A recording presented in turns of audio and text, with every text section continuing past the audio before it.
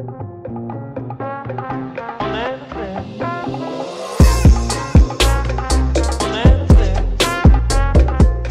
and welcome to the One Take Show. My name is Kaustubh and we are in conversation with Mr. Atish Thukral. Mr. Thukral is a presenter, he is a commentator, he is a producer and he is an MC. He has worked previously on some of the most exciting sports events in India. We talk about Hero India Super League, we talk about World Cup Qualifiers, Champions League, everything. He has previously worked with some of the most celebrated studios like Star Sports and Hotstar. In this episode, he talks about his journey, so I will obviously not take much of this space. It's better to learn about this from the man himself. We will also talk about the various events and various nitty-gritties that go behind the scene, especially in production. We will also talk about the cost that goes into the preparation for presenting and commentating and what was his experience like. We will learn a lot. We will also talk about his experiences. We will also talk about what are the essential skills that come in handy. If you like this episode, make sure you like, share and subscribe to the channel. If you have any suggestions or feedbacks, write them down in the comment section. I would love to read them. Hence, ladies and gentlemen, without further ado, let's jump right in.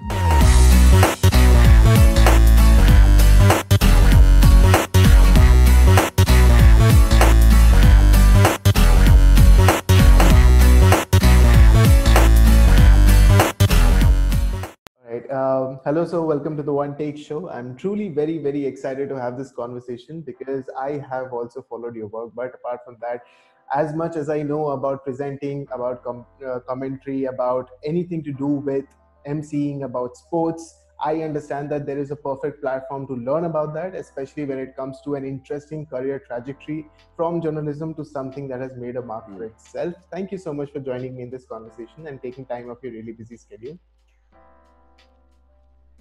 Absolute pleasure, Kaustubh. And given that you want to create a promising career for yourself in multiple platforms and you're trying to figure it out, it's a great pleasure for me to be here because I love to share my journey, although I think it's still in the nascent stages of what I want to achieve. If this can help you or anybody listening to try and figure out their own trajectory, all the better. Perfect. I'm really sure that this kind of a conversation with someone who is actually in the industry, working with the industry and trying to explore more and more opportunities will guide a lot of students, especially the ones who are directly involved with journalism. So my first question to that point is that about your journey with journalism, starting off from the School of Journalism. What was your journey like and how did your career trajectory sort of took shape the way it did? So my career or my choice of career happened by accident. Okay. I was a Delhi University student in Venkateshwara College and I was doing sociology honors. Right. Why I took up sociology? Because I was a humanities student in school and I thought sociology was the one subject that might open more opportunities for me than any other sort of stream that I may have chosen, say a history or something like that. Although that was just me being a juvenile who didn't really know much about how your career comes about and what happens. What happened, interestingly, was I chanced upon this particular career because of my dog. His name is Mojo. Okay. I call him Mojinder Lal Sahani because I just love making funny names out of it. So I'm from Delhi. And I live in Basant Kunj in those flats, like in Basant Kunj flats. So Mojo was down for a walk one day and he met this couple called Debayan and Priyanka Sen. Okay. They fell in love with Mojo because he is the most light-hearted, cutest little fellow on this planet. Although he's not really little anymore. He's about 11 years old now. Okay. And he's still in Delhi while I'm in Bombay and I miss him dearly. But Mojo had gone for a walk and he chanced upon Priyanka and Debayan and they just loved him and he loved them. When he came back from the walk, up came Debayan and Priyanka as well. And they just came and said, "We love your dog, it's so sweet." And my parents always welcome people to our home. It's always been the case. So they also came in and they just sat with us. And it turned out that Debayan was in fact a very established figure in the sports industry. Right. Just by chance, by happenstance, this happened. Debayan is the man who initially, when the I-League started getting broadcasted over the past few years in its new formats and stuff like that, was the first voice of the I-League. Okay. He was a commentator himself. Right now he's in Bangalore, he's working with ESPN, but he was a commentator, and he's commentated on the Champions League, he's commentated on the I-League, and he's a know-it-all when it comes to Indian football, and he's a know-it-all when it comes to sports in general. Okay. And it was a very fascinating sort of thing to hear, because I've always loved sports, right? The first thing I used to do when I used to come back home was switch on Star Sports or ESPN and watch Chevy Singh and Paul Macefield talking about the EPL. And there were times where, I'm not kidding, I have literally watched things like poker. Okay. Just because it's on the sports channel. Just anything, I would watch anything. So my fascination with sports always existed. I used to play cricket, I played tennis before that. So I've always had this sporty bend of mind. And when Debayan came into our house because of his interaction with Mojo, it just sort of seemed serendipitous in its own way. Okay. What added to the serendipity was the fact that Debayan said, you know what, I have a gig coming up. India versus Bayern Munich. So there was this Audi summit that happened. So India versus Bayern Munich, and I am the commentator for it.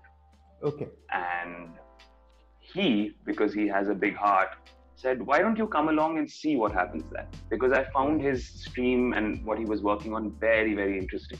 So I said, yeah, why not? Let's do this.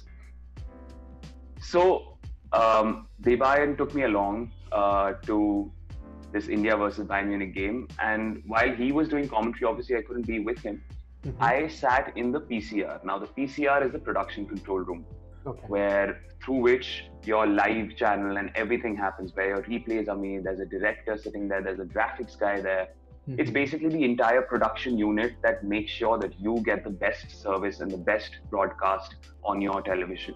Right. I sat there and I was sitting with the graphics team. Now I was considered obviously an intern and I wasn't really doing much. I sat with the graphics guys, and what I had to do was log. Now, logging means you log the incident so that the graphics team can perhaps create the graphic at that point, who's gotten a yellow card, how many shots have been taken, how many corners have been given, so that the graphics team knows that these are the correct stats. And the director also knows, based on the interactions, what the stats are and what can be used, what can't be used. I fell in love with it. I literally fell in love with the experience. It was surreal.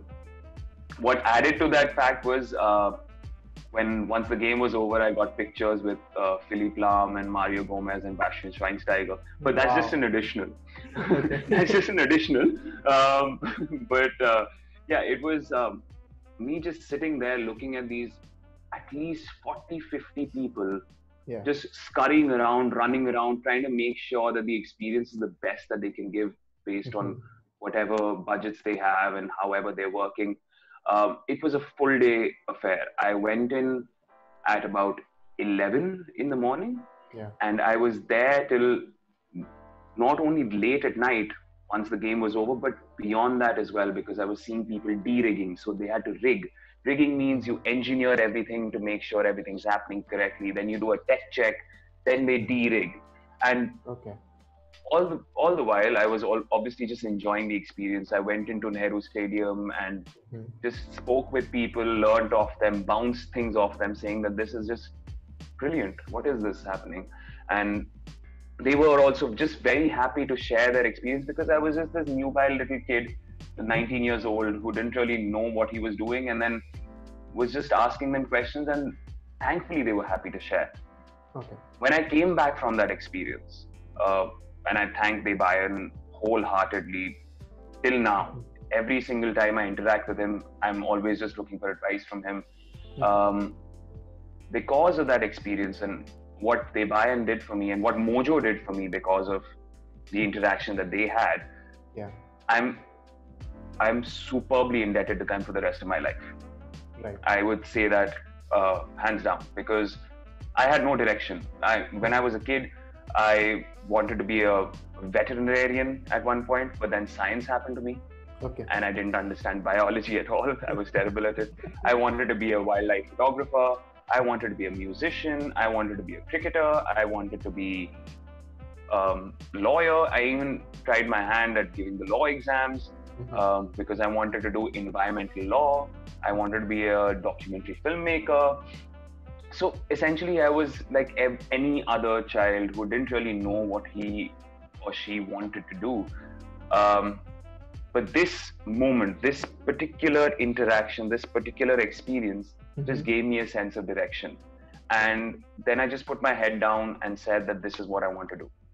Right. And this is what I will wish to do for the rest of my life. What helped is the experiences that I've had in the past, where I was part of the debating society of Venki.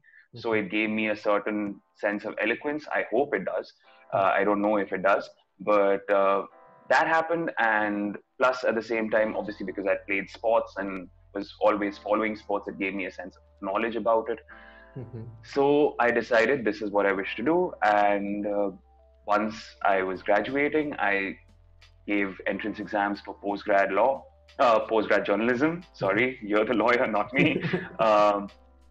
And I got through Jamia and Xavier's XIC. I decided to go to XIC because at that point, the feedback I was getting from people was that XIC is on the rise, whereas Jamia, the staff that made Jamia famous was perhaps not there anymore. And also Jamia was a 2-year course. Right. This was a 1-year course. And I wanted to, try and live in another city. And my sister was already here, is already here, even now. And so I just moved to Bombay and went to Xavier's. Spent 9 months there, got myself a diploma in journalism. The moment I finished that, I was already trying to figure out what to do. In fact, for example, even during my XIC journalism course, if I go through all my material that I've worked on, where there weren't any specific assignments, every single article or every single piece of work that I've done in terms of project submissions, where I had the freedom to choose my topic, was based on football. Wow. The first thing, and I pride myself on it because I got the first ever A in our batch of journalism in the English language module, because we were asked to write an article of our own choosing, whatever we want to talk about. And I wrote about the barefoot revolution, the team that used to play barefoot between 1940s and 1950s. So I wrote a piece on that, and that was the first A that was awarded in the entire class. So it was an interesting experience for me. And so I wrote about that. If you see the web design modules that we did, again, it was about football.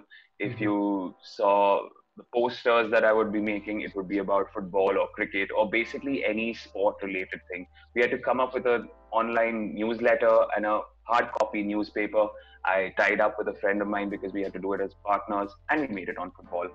So, and at that point, I remember one of the articles that we wrote for that was how Sunil Chhetri had moved to Sporting Lisbon at that point. Yeah. And that's one of the articles I remember. And I think Robin van Persie had moved to Manchester United that year, which was a heartbreak for me, given that I'm an Arsenal fan.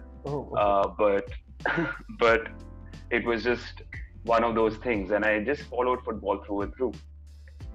Debayans helped me further, obviously, because the first ever internship that I got was when he was also employed he was employed as a commentator for the IPL in 2013. And he got me in touch with a few people once I graduated to try and get an internship during the IPL. As luck may have it, or however it may be, I got that internship, which was a 2-month internship during Extra Innings T20. And there I fell in love with the industry even more, where I interacted with a lot of people. I didn't have a lot to do. I would literally be the copy guy who would interact with my producer, Venkat Charan, and he would just give me the rundown. Now, if you want me to explain a rundown, that's a completely different topic altogether, but a rundown in summary is the structure of a particular show and how it would go, so that it's all timed, so that you ensure that you move from one topic to the other. You make sure that your packages or your graphics are on time and the conversation shifts that way, because you only have those 20 minutes or those 40 minutes to cover the entire prospect of whatever you're going to be doing. So that's what a rundown does.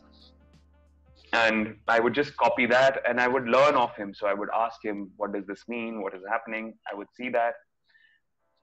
I also then would, during the live match, would sit with the EVS guys. Now, the EVS guys are the replay guys who make sure you get the perfect replays. It's amazing. It's just this one machine, and they have like 4 or 5 cameras all around them, and they choose the best angles, and then they tell you, then they create the replay, and then they talk to the director and tell them, I have the replay for this and stuff like that. So I would sit with them every day, and I would do the same, the live logging. So the live logging at that point in IPL would mean all your sixes, all the wickets, all the interesting moments, all fours, because this was for extra innings T20. So for the mid show and the post show, we would create these packages. So I did that. Surreal experience. It really invigorated more love for me from my side for the entire prospect of joining sports again. Did that for two months, after which I got an internship with starsports.com, where I had a different role. There I was using more of my journalistic experience, because this IPL was a completely production-based thing, of which I had not learned much, given that I was in journalism. But you learn on the job. And similarly, whereas the journalism course that I was doing was more print-oriented, when I joined starsports.com as an intern, I was doing video packages. So we would write scripts based on the visuals that we had. I learned how to edit a little bit here and there using the edit machines. And over time, in fact, they realized that I have an okay-ish voice. I don't think I have a great voice. A lot of people otherwise think I have a great voice. So they were the ones at starsports.com that gave me the opportunity to do voiceovers. So I started doing voiceovers for them. Just a few packages here and there, not the biggest ones, just a few, especially the ones that I was writing myself. Siddharth Padhye is this man who was the head of starsports.com at that point in the content team. He and a few others, one of them is called Unni. Unni really helped me, and Siddharth Padhye and Abhideep. These 3 individuals really helped me in, honing those skills of writing and editing and understanding how to produce something. Whereas what I was doing there at the IPL was more about live production. Here I was doing something about non-live production, learning how to make packages. Now, what are packages? Packages are, of course, things like if you're watching any show and the anchor throws to a particular thing where suddenly it shifts from the studio to someone talking in voiceover, and there are visuals about a particular player. Say Virat Kohli has been in brilliant form, and before the conversation with the guests, they want to tell you what Virat Kohli has done. So they throw to a particular package, and then then someone says Virat Kohli has been in tremendous form, and there's shots of Virat Kohli playing a cover drive and him twirling his bat or playing with his gloves based on the visuals. So that's what I started doing.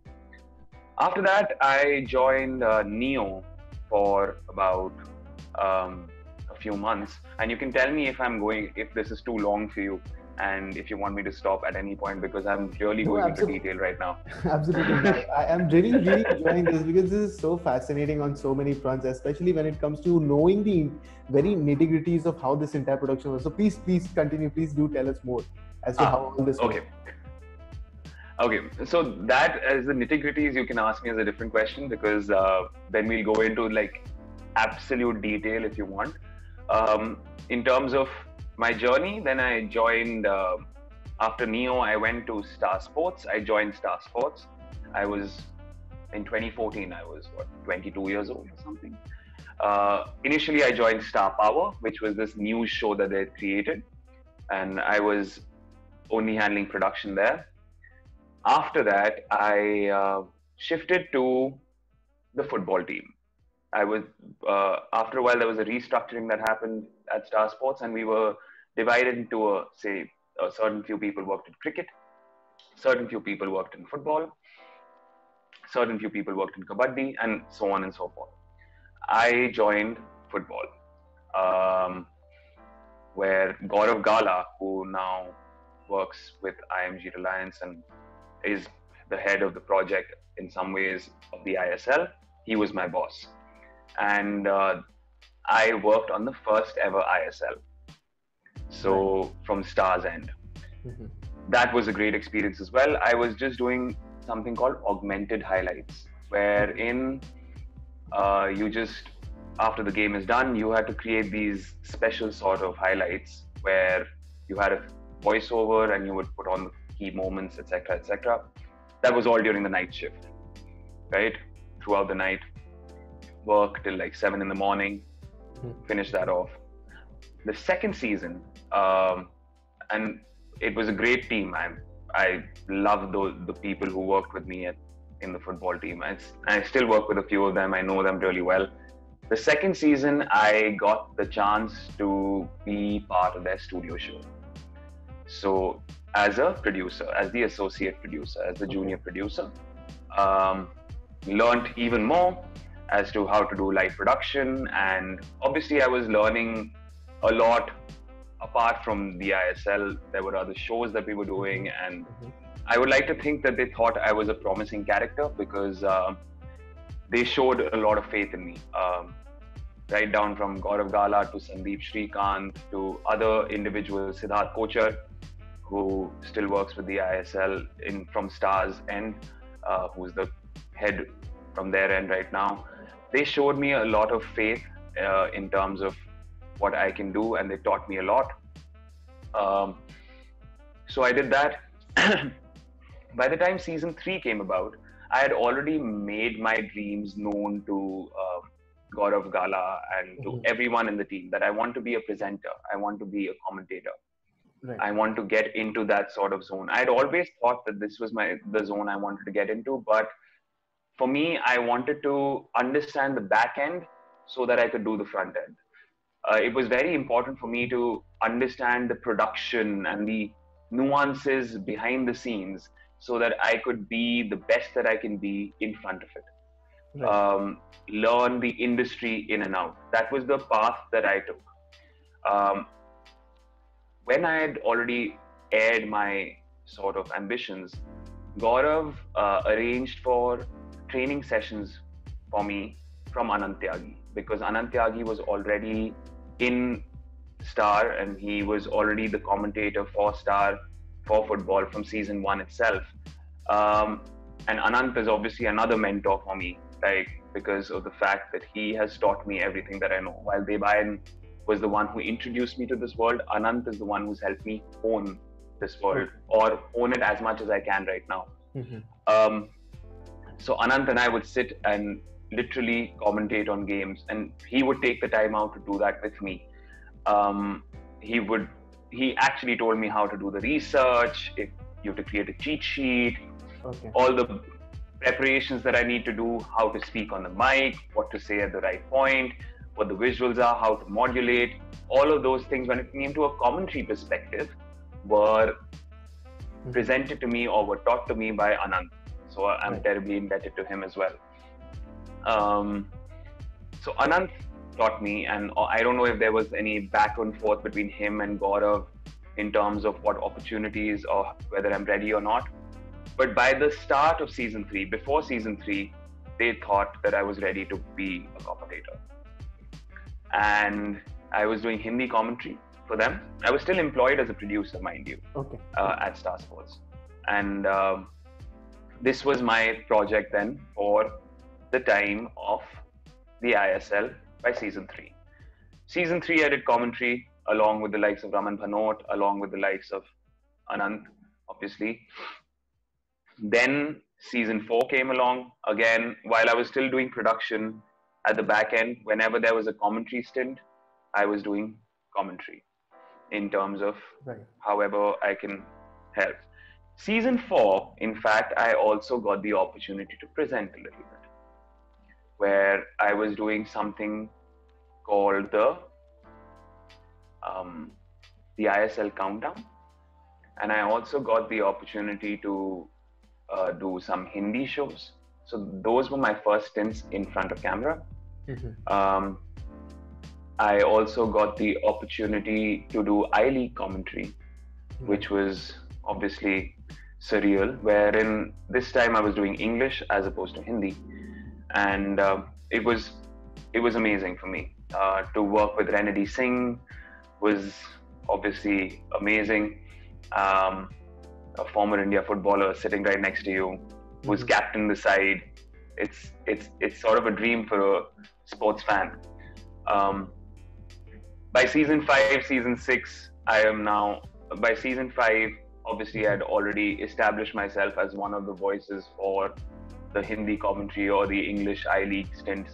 Yeah. So by then I'd already gotten enough practice, although I still think I can get better even now. It's always about improving yourself. By then, this is what I was doing. So I spent 5 years at Star, wherein not only did I do commentary and presenting, where I was part of Football United as well, along with Anant and Maurya, who is still part of Star as well. I also did production. So, for example, whenever there was a big tournament, say in cricket, by this time the divide between football and cricket and all had sort of dissolved, and now everyone was working on everything. Yeah. So the IPL came back to me again. Right. And there I was.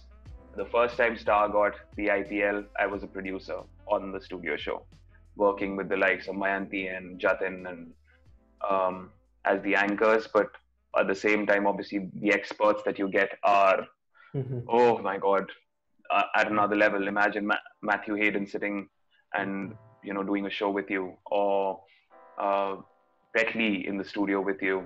As in, I wasn't in the studio, obviously, I was at the back end, but imagine them being there in your sort of monkey sphere at that point, and just seeing them, talking to them, because there were certain shoots that I had to do with them. There were certain things that I had to do with them to make sure that the studio show was the best that it was. I, in fact, remember this one studio show where I think this was in the second season of the IPL or the first itself. I don't recall, but I was literally sitting in the car with Kevin Peterson and we were shooting something.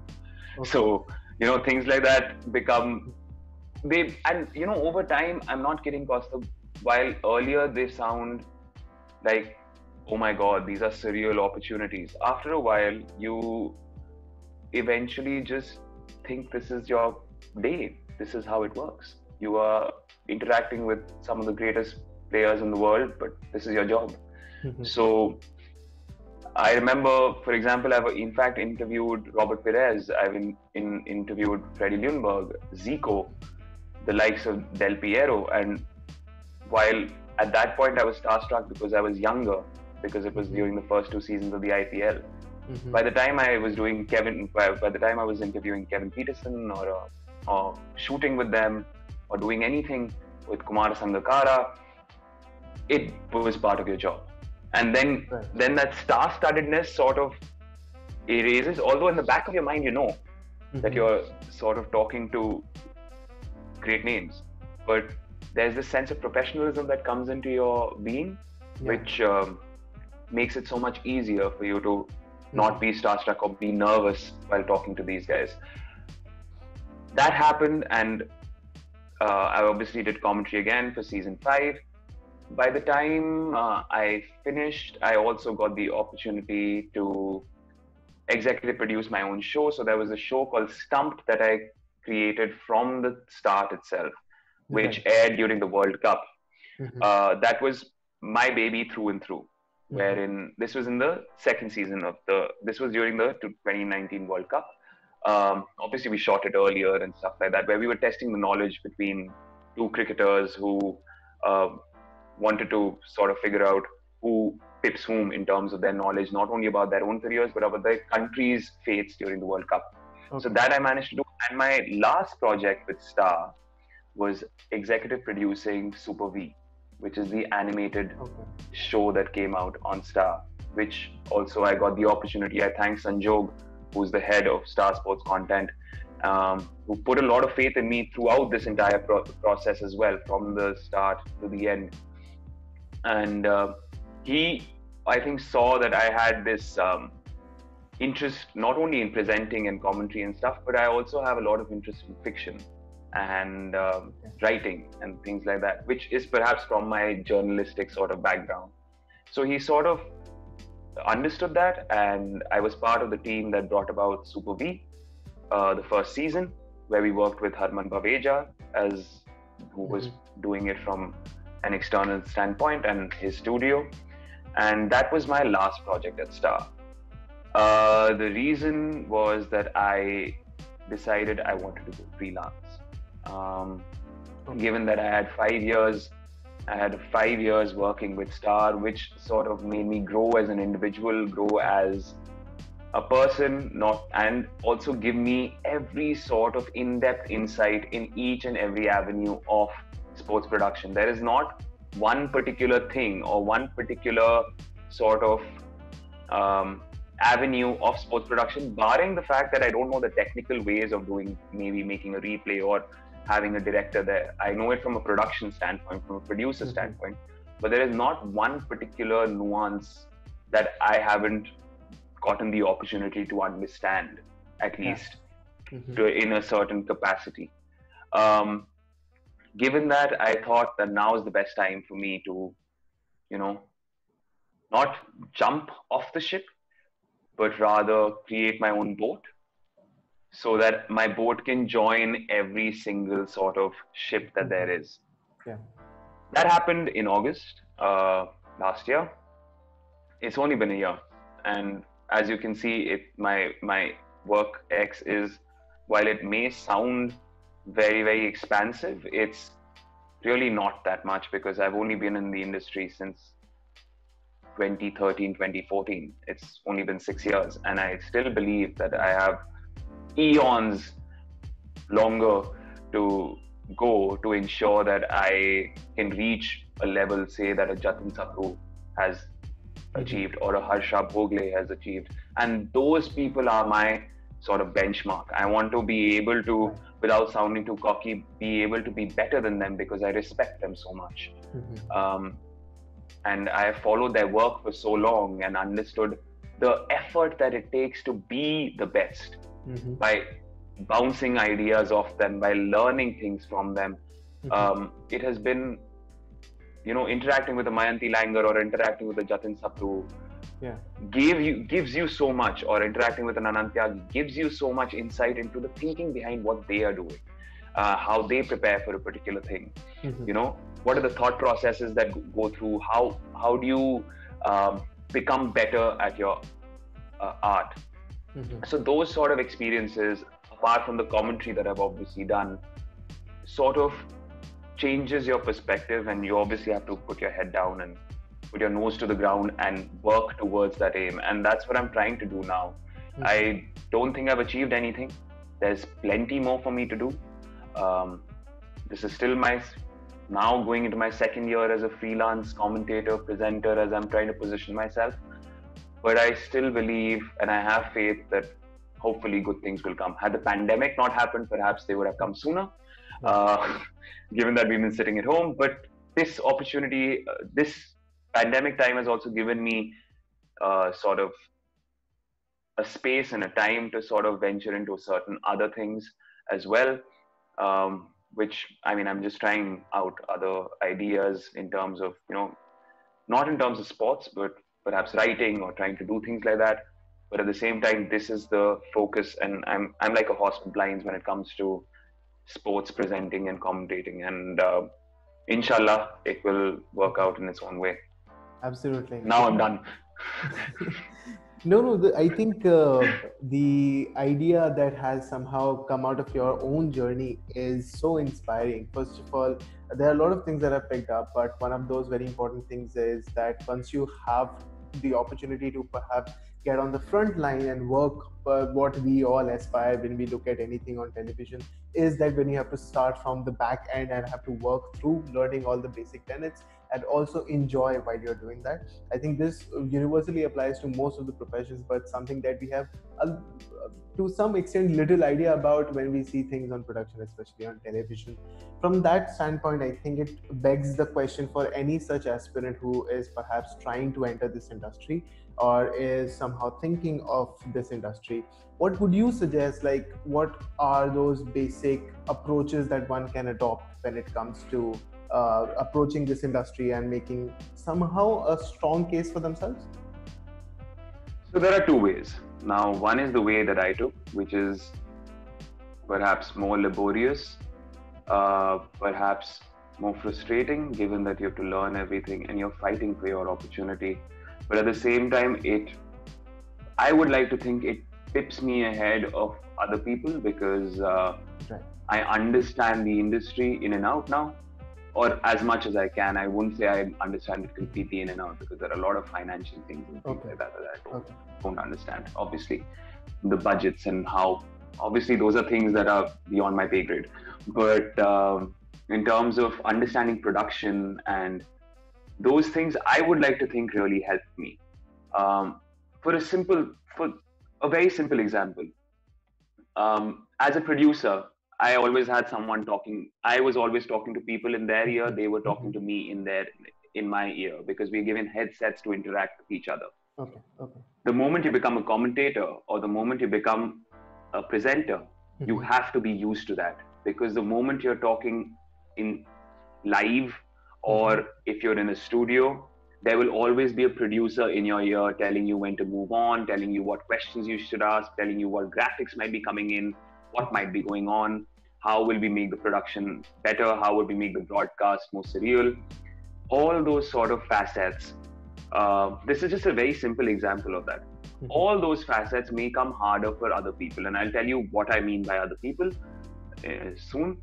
But because I was already at the back end as a producer, I had some sort of idea about what's going on. I had some sort of experience in that process where someone's talking to me in my ear and I don't get distracted from the job at hand. Okay. Right? So it was obviously small because I still have to hone that skill set, and everyone still needs to get used to it again and again. But it's obviously something that I think gave me a little bit of an edge when it came to crunch time. When I say other people, what I mean by other people is that obviously there's the avenue that I took, which is putting your nose to the ground, doing the hard yards and grinding it out when it comes to production. The other way is if you are, say, an actor or a voiceover artist or an MC, a performer in your own way, selling your particular skill, say acting or your voice itself. Those people also have the opportunity to become a presenter or a commentator. Okay. The difference therein lies that their knowledge of the sport or their knowledge of sports production may not be the best, because obviously they are selling their skills in a very different industry. And then they are coming into this industry. So they have to obviously start from scratch, wherein they need to learn the nuances of the production, or at least just some facets of it, like getting used to people talking in your ear while you're talking on screen or while you're talking on the mic. Those sort of nuances they need to learn. So these 5 years or 6 years in my production journey sort of helped me gauge that, sort of go away from that sort of new learning that I may have to do if I jump into the industry later on. The other thing, obviously, for a presenter is looks. It's unfortunate in a way, of course. But if you're an anchor or something like that, you have to ensure that you look the best that you can. You have to work out all the time, at least remain fit or look presentable. That's obviously something that people need to work on. I didn't understand that when I was younger. what you're seeing right now with this combed hair and trimmed beard or wearing this t-shirt. That wasn't me when I was younger. I had long hair. I used to wear baggy clothes. I used to wear pajamas. I literally used to go wear pajamas to work at certain points because I had these funky Bart Simpson pajamas or like snowboarder pajamas, things like that I would wear, and while I thought that shouldn't affect my dreams, I do believe that the way you look or the way you present yourself is very, very important to be taken seriously as a presenter. Right. So obviously you have to be neat, and it could be any look. You could be bald with a beard. You could have dyed hair like you have right now, but it has to be neat. It has to be presentable. You have to look the best that you can, right?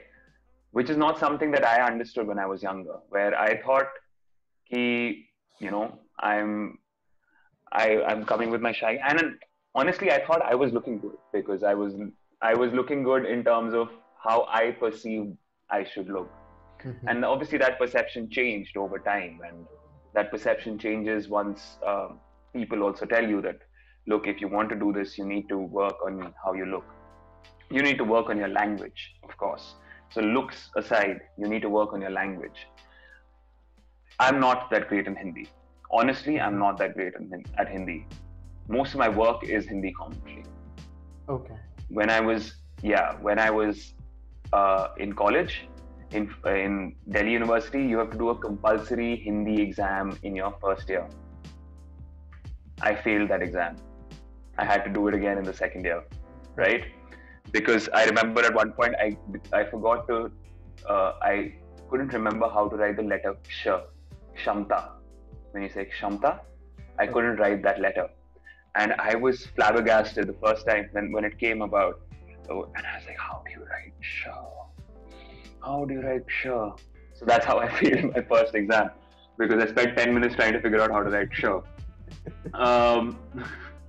But over time, also with Anand's help and with practice, and even now, I'm a major malaprop. I'm a major malaprop when it comes to Hindi or English. I can always say the wrong words at any point, but that's in conversation. Somehow, I don't know what happens or what my brain does or triggers. It sort of is correct when I'm on air. I don't know how. It just happens. Maybe there's this sort of, I get a little more formal, or I'm ready for this, and I've prepared, and that's why I'm able to do it. But there is this sort of shift in my own brain mechanism, wherein I am a little better on air than I am conversationally. If I'm just sitting with friends, for example, I'll say the wrong thing quite a bit. In fact, my friends, when I was younger, as a kid, my parents used to call me a malaprop. Imagine the fact that even now, I remain the same. So certain traits don't go away, but working on your language is very important. So I, over time, have worked on my language. How have I done that? There are a few ways to do it. You read. Obviously, you have to read a lot. You read Hindi, English, you just read. Hindi, English, whatever language you want to work on, you read, so that you learn new words, you understand flows, you understand where what word would fit. You bounce off other people's language. You inculcate language from other people.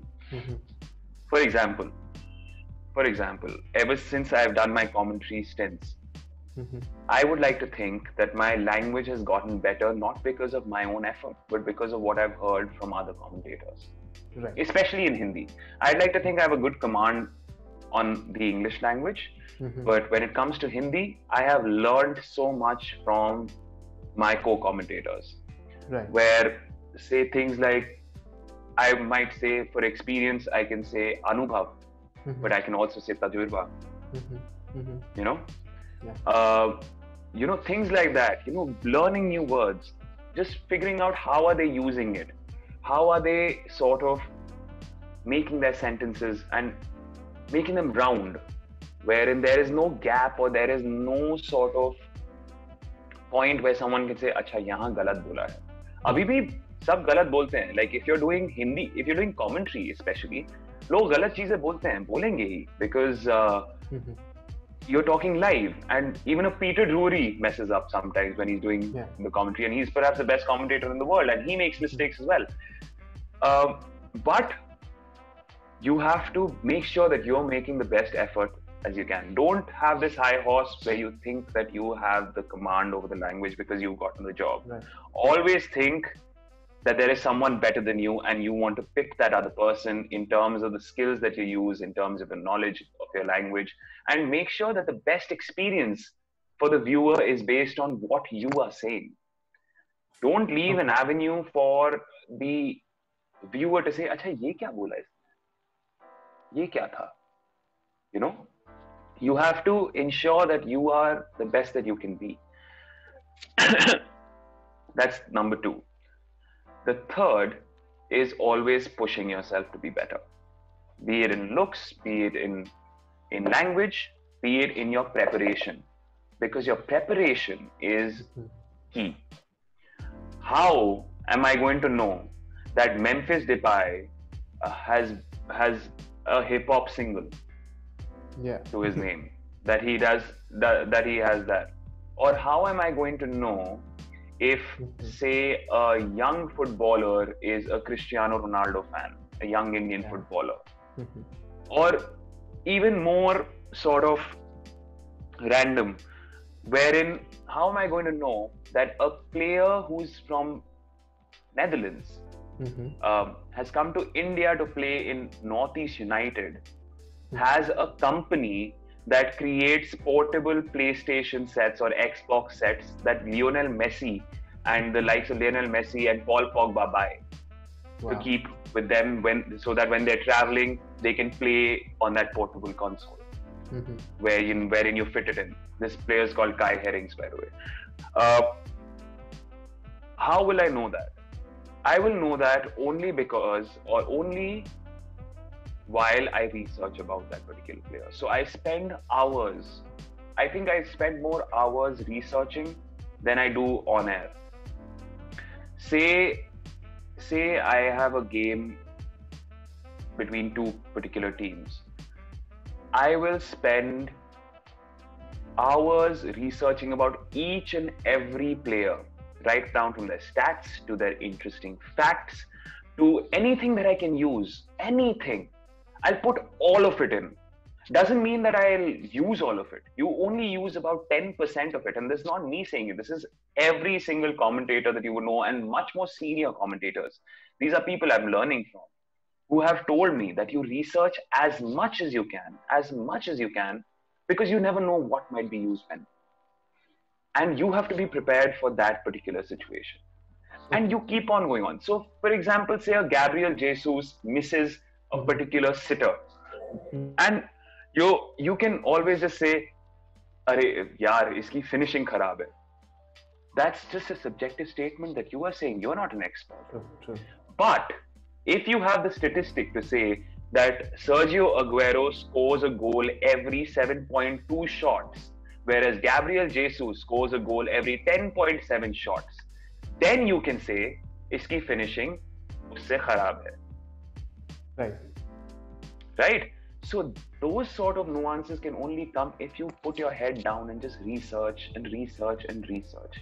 I literally spend hours. I create these Excel sheets based on something that Anant has taught me, wherein I write their age, I write their positions, whatever sport I'm doing. I've even done basketball, I've done badminton. I will always research as much as I can so that I can put in these interesting factoids about a particular player, which enhances your particular experience as well, which every commentator does, right up from a Peter Drury to me, whereas I think I am the lowest echelon of say commentary right now, and Peter Drury at the highest echelon. Both of us will be doing as much research as we can. All right, so I think that is a very interesting approach when it comes to any sort of any aspirant who needs to understand the basic skill sets that are required, especially when it comes to the hard work that goes into this. You talk about all these things, especially for commentators. You talk about Mr. Peter Drury. also from your own personal experience, the kind of research that goes in and everything is extremely enlightening. Which brings me to perhaps my last question in this conversation with you, is that with all these changing atmosphere that we see right now, we see the viewership increasing on the OTT digital platforms. We see a lot of excitement for Indian sports leagues, like for example, ISL or football catching traction in India as well. What do you see all these opportunities are opening up for aspirants, and how can they capitalize on that? By working hard and making sure you don't get disheartened too soon, because look, every single aspect or every path that anyone takes in life, there will be ups and downs. Right. You have to ensure that the downs don't get to you. And you keep on striving for the up, right? It's like trekking. Sometimes you have to veer off your path to go and hit the summit. It's not always just straight up like that, right? If you're trying to scale a mountain, you have to go right, then left, go right, then left, because you might have boulders or you might have some loose earth. So you need to sort of circumvent those circumstances and make your way up. It's the same when it comes to any career choice. So I wouldn't have any mantra for this one. It's just a generic mantra that everyone needs to adopt for any sort of avenue they wish to achieve greatness in. And yeah, it's just that. Just make sure you don't lose your heart, and make sure that your aims and aspirations, while yes, there will be times that you feel wronged and you will feel like things could be better in certain ways, you have to be positive in your own thinking and ensure or make sure that you aren't perturbed. Like, for example, the pandemic, it hit my industry really bad. And I know that for a fact. Work was hard to come by. In fact, there was no work at all. But I didn't lose heart.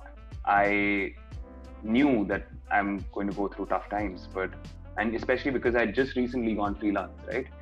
It's not like I was getting in like the way I was getting a monthly salary at Star. But I ensured or tried to ensure that I keep my head above water and not sink with the times. Everyone needs to do that, especially now. Not lose hope and just strive and continue to try and achieve as much as you can. You know, push your boundaries, push your capacity to become better at whatever field you have interest in. Perfect. I'm sorry I didn't let you ask too many questions and I droned on and on. I hope it wasn't too boring for all these listeners. There was just one voice talking again and again. No, absolutely not. I think all my questions somehow automatically got answered. As an aspirant who knows very little about this industry, there are not a lot of questions that I could have perhaps formulated in order to really get those answers out. Thank God, because I would really answer everything and I just drone on. It's a problem given that I talk for a living. I end up talking too much, perhaps. And given that I'm usually the one asking the questions, maybe, this was quite interesting as an experience to be the one who's answering them. And I thank you for that. Perfect. As you previously mentioned, a lot of people tell you that you have a very soothing, sort of a welcoming voice. I am also now one of those people, and I think all the listeners who would tune into this podcast, learning from your experience, learning from your knowledge, wisdom, would definitely somehow benefit their own journeys with this industry, their perhaps approach towards journalism or towards this entire amazing things that we have talked about. I would just like to wrap this conversation up, and obviously, how can I let this go? You are an Arsenal fan, and quite very recently, your star man Aubameyang has renewed his contract. How happy are you with that? Very happy, very happy. Quite ecstatic, because at least there'll be some goals, because creativity has been an issue for Arsenal, but if this fellow gets even one half chance, he tends to convert them. So I'm a little optimistic. I even really like Arteta. So let's see how that goes. Perfect. There was another question that you were supposed to ask me. Yes. It's Messi versus Ronaldo, and I am sort of waiting for a very interesting answer here. Pierre-Emerick Aubameyang. Although I was somehow waiting for Thierry Henry, but I think that somehow explains it well. You're talking about current players now, bro. Had you mentioned previous stars, had you said Pele or Maradona, then it would have been, maybe I would have said, say, Eusebio or something random like that. Or had you mentioned players in Henry's era, say Zidane, then I might have said Henry. But you were talking about current stars. So if all time the greatest football player in your opinion, who's that? Oh, that's a tough one. That's a really tough one. My favorite is only one, bro. Luis Ronaldo. Perfect. The Brazilian. Yeah. I remember watching the 2002 World Cup when I was 8 years old, and no, I wasn't 8. What has happened to my math? I was born in '91, so I was about 11 years old. And the 2002 World Cup with that weird semicircle on his head. Oh, he was amazing. Oh man. Perfect. Yeah, definitely the Brazilian Ronaldo is my all-time favorite player. Perfect. And Romelu Lukaku's too, by the way. I would just like to point out. Okay, because of the research I've done.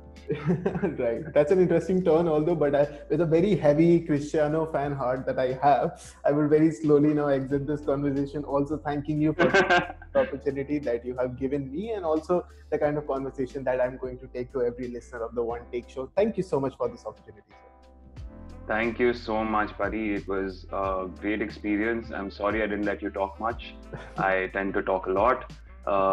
And I'm sorry, listeners, if you think that I was droning on and if you're feeling sleepy. I assure you that when I'm actually doing commentary or something, I'm a little more lively than this. But hopefully, it was a learning experience for everyone. And as I mentioned earlier, I'm still just starting out. There's lots for me to do. And hopefully, I'll take you guys along with the journey. And you can take me along with yours. Right. I think the major listenership of the One Take Show being law students, this is the only kind of conversation we kind of are aware of. So we are used to it and sort of enjoy it as well. But thank you so much. Thank you so much for joining me. You should have, for this particular episode, you should have turned it from a one take show to a one talk show. That was the only one talking. No, that is the principle of the podcast. I start up so that the leaders and the luminaries in the field perhaps can share. Yeah. Perfect. Yeah. Right. I'm glad. All right. Take care, Kaustubh.